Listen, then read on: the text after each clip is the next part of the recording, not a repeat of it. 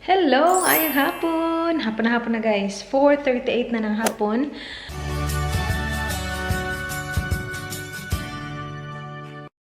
Magtutupi na sana ako.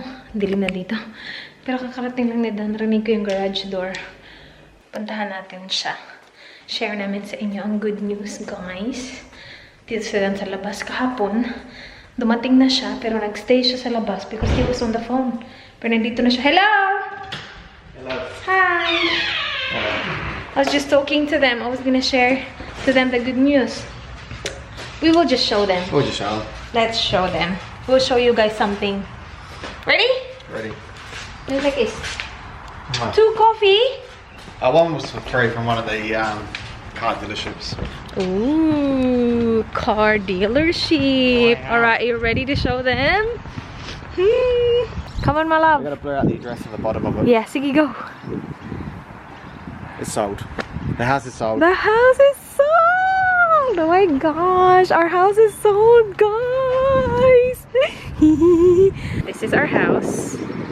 That's our house. And it's sold, finally! Yay! Happy? Tired. Very happy. Very happy. And happy. Yeah. Oh! Have they seen the front of our house before? Are you gonna show them or not? No, we'll show them later. Show when we move out? Yeah. Okay. So, the house is sold finally! It was on the market for 3 weeks. 3 weeks, guys. Ang nakabili ng bahay is yung pangalawang couple na tumingin ng bahay. Spotlight made for you. Oh yeah! And I don't have to cook dinner because Mark cooked me dinner. Mark, asawa ni Love, thank you guys!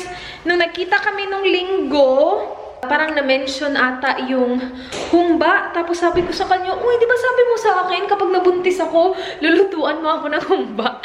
Nakalimutan niya yung part na yun, but he came through and he did it for me.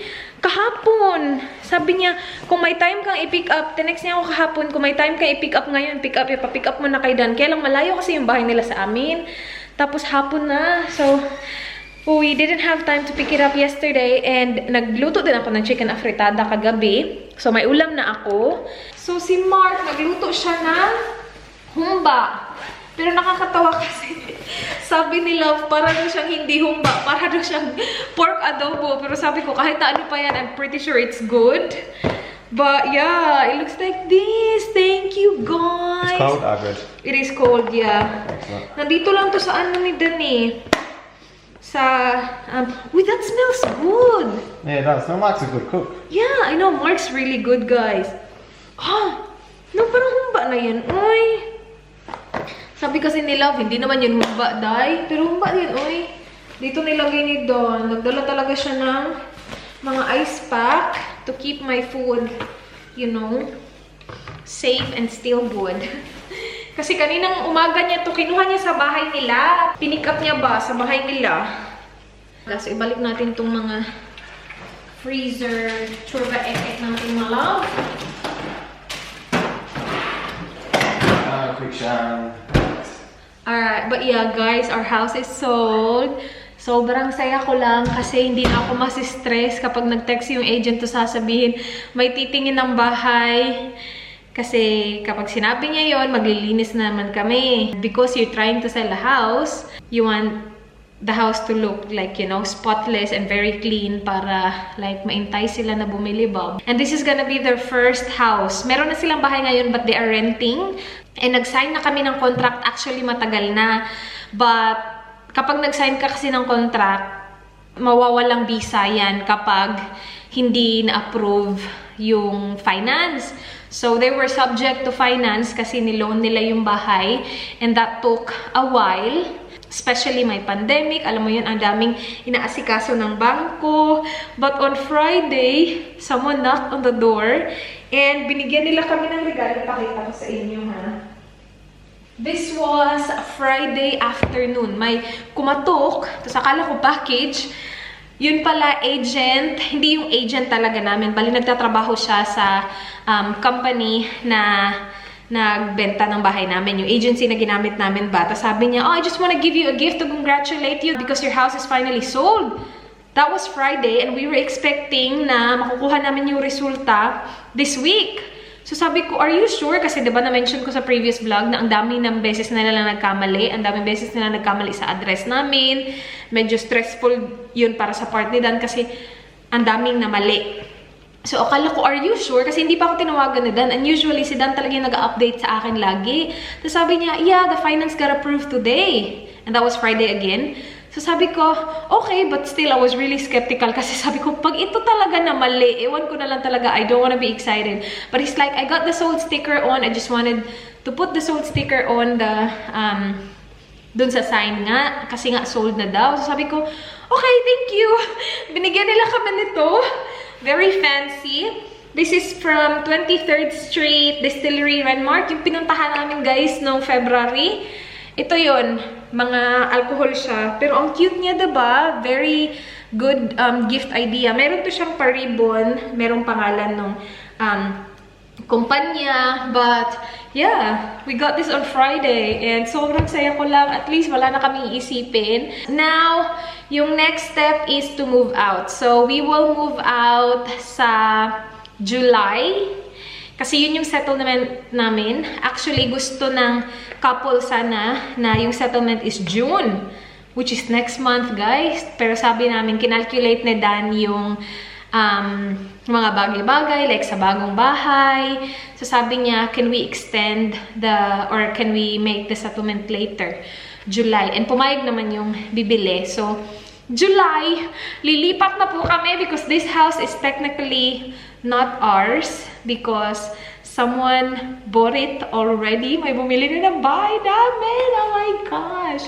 I'm so excited. So we had 3 groups through. Yung first na couple, gustong-gusto ko sana sila, may mga anak na sila. Kaya lang, kasi, binibenta nila yung bahay nila ngayon. So, they own a house. Mas maliit yung bahay nila. They're looking to upgrade. Meron silang isang anak na, tapos buntis siya sa pangalawa. So, they wanted a bigger house. And this house is big for that size of a family, guys. 3 bedrooms. Alam mo yun? So, malaki na talaga itong bahay na to. And gustong-gusto nila yung bahay. They spent siguro mga 30 minutes dito sa bahay para tingnan siya on their first visit. And meron na silang mga plano. Sabi nung asawa niya, yung second lounge namin dun sa harap, he was like, I'm gonna make this my office. Ito yung kwento ng agent ha, kasi hindi namin na-meet yung kahit na kanino. Kahit na sino sa kanila. Tapos sabi ko, sana bilhin nila. Kaya lang yung bahay nila hindi mabenta-benta. Medyo luma yung bahay nila and wala pang bumibili hanggang ngayon. Kaya hindi sila natuloy dito. Pero gustong-gusto sana nila yung bahay. And nag-offer sila. Kaya nga lang, yung condition is, mabenta muna nila yung bahay nila. Hindi nabenta. So, naunahan sila ng pangalawang group na nag-visit na they've been looking for a while daw for a house to own kasi they've been renting for a bit. And nagustuhan nila yung bahay namin. Hindi namin nakuha yung presyo na gusto talaga namin. But naisip ko, hindi din naman tayo gumasta ng ganun kalaki para i-stage yung bahay. So para sa akin, okay na siya. Plus may pandemya pa, diba? We were not expecting na we will even sell the house, really. Hindi pa kami titingin ng bahay kasi malayo pa July pa. So kapag nakakita man kami ng bahay, tas magustuhan namin, baka maunahan pa kami ng iba kasi July pa nga kami lilipat. So we will start looking next month, June. Tapos we will move out July. Meron na kaming date, specific date kasi lagay yan sa contract kung kailan yung settlement date. So we will move early July, guys. I'm gonna miss this house so much. But this is not ours anymore. Hindi na amin yung bahay. Kami na talaga ang nabenta na namin yung bahay namin. It was on the market for 3 weeks only, yeah? Yeah. Yeah. So that's good, huh? Even with the pandemic. So now we're gonna move out. Well, not now, but we will move out. Are you happy? Oh, we've got to find another place to move to. I know. We will need to find a place. But yeah, did you open this and smell this? Nope. Smells really good, babe. Yeah, it does. No? I'm gonna need to wash the rice cooker because I'm gonna need to cook rice. My love, I'm gonna leave my first house in Australia. Leave it. Yeah, we leave this house. This is no longer our house. It's about a house for another 6 weeks. For another 6 weeks, this is our house. Hoy, hoy, hoy, hoy. Do you want me to cook dinner now? Nah, too early. Don't have some Do you want a fruit? Doritos, Jude? Oh, fruit. We have apples. We have kiwi. Have an apple. Sabi niya, tulungan ko daw siya sa kanyang, diet. So, ngayon, sabi niya, sitahin mo ako kung may mga ginagawa ako na mali. Para... Yeah, but I'm letting it air dry for a bit. Okay, I'll grab an apple. Yeah. Eat the smallest apple. Oh, you already ate it. That's good. Apple or kiwi? Apple. Okay, apple. Wash it, malap.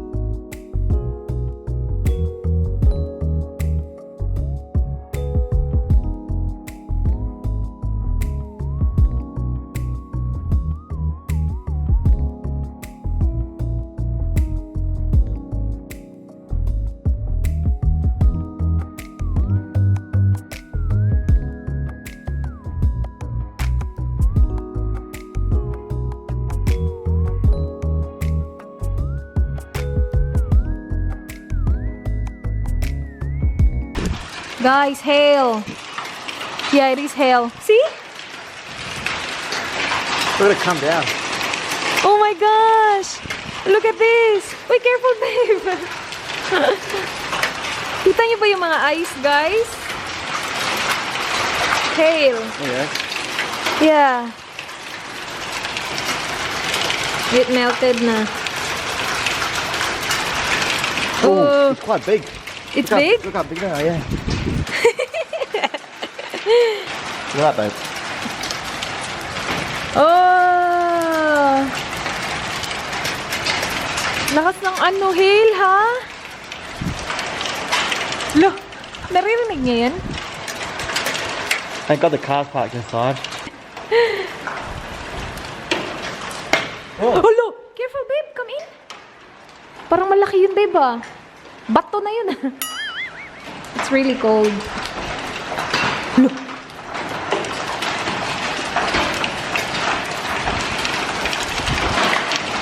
Ayaw, babe!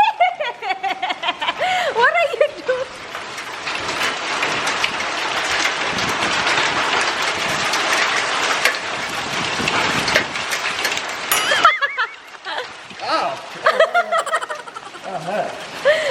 They're big.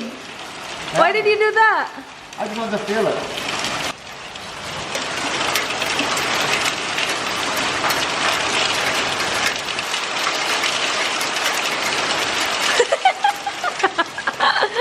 Good job, my love. It's not really wet, is it? Just hail. It's like a flash storm. There you go, see? Yeah.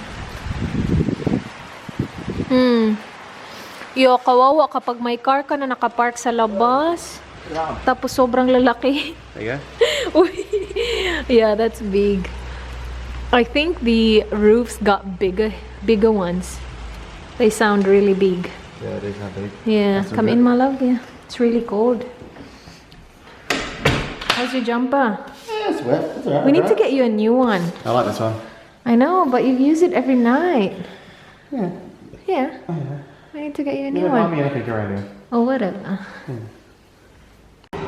Kakaluto lang ng steak ni Dan. Yung ganyan kalaki, nilalagay ko yan ng 16 minutes. And supposedly, i-flip ko siya, pero nakalimutan ko siyang i-flip, guys. Pero okay lang naman. Ito pa rin yan. Yung sa kabila, kaya ganyan yung kulay niya kasi nilalagyan ko ng paprika sa kabilang side. Tapos sa kabilang side, walang paprika. And ito na din yung kanyang mashed potato. Lalagay na natin sa plate niya. And that's ready for him. Yung aking ulam, iniinit ko kasi, Nakita nyo naman yung ice kanina. Yung ice? Yung oil ba, parang nagsettle siya. So, iniinit ko lang siya. Hinaan ko pa yung apoy di kasi baka maubos yung sabaw. Dinner ni Mister. My love, your dinner is ready. Yung my love. On it in 2 seconds. Okay. Just gotta finish this thing. May ginagawa lang siya. Ito na guys. Ang dami naman itong binigay ni Mark. Salamat naman. Oy, Mark. Ang dami nito. Lagay natin siya over the rice. Ano to? Parang ano ata yan sa... Ay, parang nalagay ko dyan lahat na. Ibalik muna natin. Ibalik natin to kasi. Ay, yung walang rice. Wait,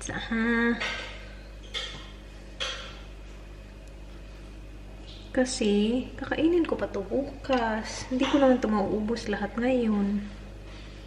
Ano yun? Ano to? Ano nga ulit yan? Hindi ko alam, pero looks really good, guys. Napaaga yung pork ko this week, ha? Usually kasi at the end of the week ako nagpo-pork. Pero mahihindian mo ba naman to? How's your dinner, my love? Beautiful. That's good. Kuha tayo ng sabaw. Wala, uy, parang babalik ata ako for more. Ayan. Kain! Kain tayo. Okay, itry natin, ha?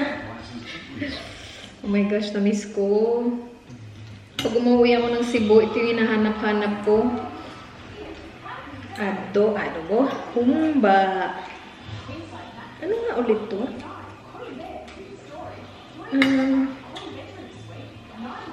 Ano ba yan, ham?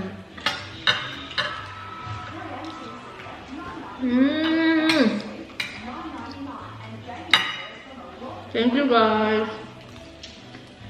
Sarap. Is it good? Text ko sila. Sure. I'll text Mark.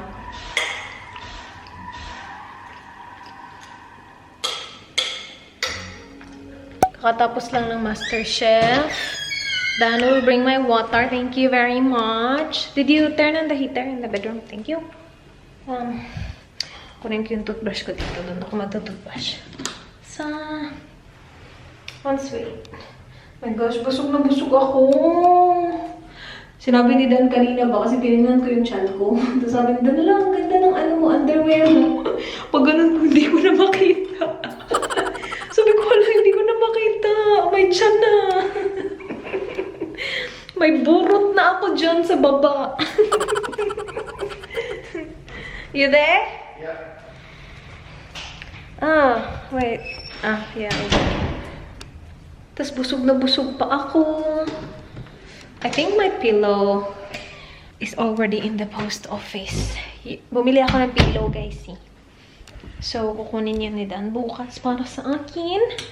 Sabi ko sana ako maglalakad ako dun. Kaya lang lamig-lamig. Sabi ko, ikaw na lang kumuha eh. Oh my gosh, ang lamig! That freaking fly is still alive. No. I hate that fly. I'll kill it, okay? Where's that fly spray? Probably in the kitchen. Ayoko kasi siyang keep an eye on it so we know where to spray. Exactly. I'll keep an eye on it. Naiinis ako. It's there in my ano. Feeling ko pinatay ko na yan. Or there, my love. Keep an eye on it. It's on my table. Okay. Kasi kapag nawala yan, hindi na natin yan mapapatay. Bigla na lang siyang lumalabas in the middle of the night. Naiinis ako. Hello! Nagbabasa ako ng mga comments. Nag-heart-heart ako ng mga comments. Grabe, ang daming comments about skincare and hindi ko nabasa yung comments ng vlog ko kahapon, yung ano ako ng skincare. Okay, ito ha. Sasabihin ko lang to once kasi usually ini-ignore ko lang siya. Alam ko na concern kayo and I really, really, really appreciate it as in sobra. Kaya lang, just imagine, kapag sinunod ko lahat yan, kahit na walang scientific basis, wala na akong pwedeng gawin na tama sa mata ninyong lahat. Alam mo yun? Hindi ako pwedeng uminom ng cold water. First of all, pwede po. And hindi ko sinasabi na mali kayo kasi alam ko naman na sinishare nyo lang kung ano yung narinig nyo sa, like sa mga magulang or sa lolo-lola, yun nga yung sabi ng ibang comments. I do research myself as well. So, hindi ko naman po pinapabayaan. Lalo na ngayon na meron akong, I'm looking after another human being. Mas lalo na ngayon hindi po ako nagpapabaya. Cold water, first of all, kasi marami ako nabasa sa vlog ngayon, na wag daw uminom ng cold water because it will make your baby bigger or it will cause miscarriage. Hindi po siya totoo. Hindi ko tinanong yung OB ko about nito. Siya mismo nagsabi sa akin. Kasi hindi ko inisip in the first place na hindi pwede yung cold water. But anyway, tinanong niya ako kung ano yung iniinom ko. Sabi ko, cold water lagi. Sabi niya, that's good. Whatever the temperature is of the drink na you drink, as long as na pumasok mo siya sa sistema mo, it will adjust to your body temperature. So, the cold water will not stay cold inside. Alam mo yun? So, I will continue drinking cold water. Sa skincare naman, of course, tinanong ko na din siya about dyan, and I did my research as well. I'm not saying na hala, perfect yung pag-research ko, but yung mga ginagamit ko na skincare, safe naman sila, guys. Alam ko na hindi ako pwedeng gumamit ng skincare na may salicylic acid. As you noticed, hindi na ako nagmamask everyday kasi napapagod na ako kaka-go through sa ingredients ng each mask kasi everyday iba-ibang mask yung ginagamit ko, diba? So, hindi na ako nagagamit ng mask kasi napapagod akong i-go through yung ingredients. But alam ko na hindi ako pwedeng mag skincare na may salicylic acid. Hyaluronic acid is okay. That's why I continued using that serum my hyaluronic acid because that's fine. But salicylic acid is a no-no. And then, yung vitamin A at saka yung retinol, hindi din siya pwede.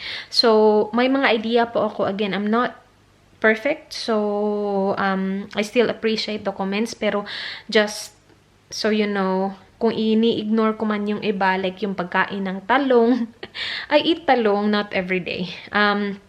Alam ko naman na lahat siguro ng pagkain, kung kakainin mo siya ng sobra-sobra, it will be bad for you, even if you're pregnant or not. It is bad if you take it like regularly, but I don't. And I consume a small amount as well as you guys saw. I only ate like half of it, and that's the case every time I eat talong. Kasi ang dami kong nare-receive na email din na about na ito hindi pwede, and hindi ko na ma-replyan lahat kasi ang dami ko pang email na kailangan i-go through. Ang dami ko pang email na kailangan i-go through. Pero, yeah, sobrang appreciate ng mga inputs nyo, guys. How are you, my love? Good. I'm just telling them that, like, I appreciate all the inputs because everyone is telling me not to eat this, not to eat that. And if I follow all of them, I cannot eat anything. True. Or drink anything. So, what was some of the stuff that said don't eat? They said don't eat talong. Why? They said, well, one of the comments says it will make your baby's lips dark. Maybe lipstick. Okay. No, but if you eat talong, even if you're not pregnant, if you eat talong like all the time, that's bad for you anyway. So I'm just telling them that I cannot follow all of their pieces of advice, but I appreciate it. Okay. Yeah, but this man's looking after me. I am looking after myself as well, and thank you guys for looking after me as well. We appreciate it. That's it for this vlog. So thank you so much, guys, for watching. Please like this video if you enjoyed. Please subscribe if you haven't yet. I hope to see you guys soon. Bye. Good night. good night. Good night. Mwah.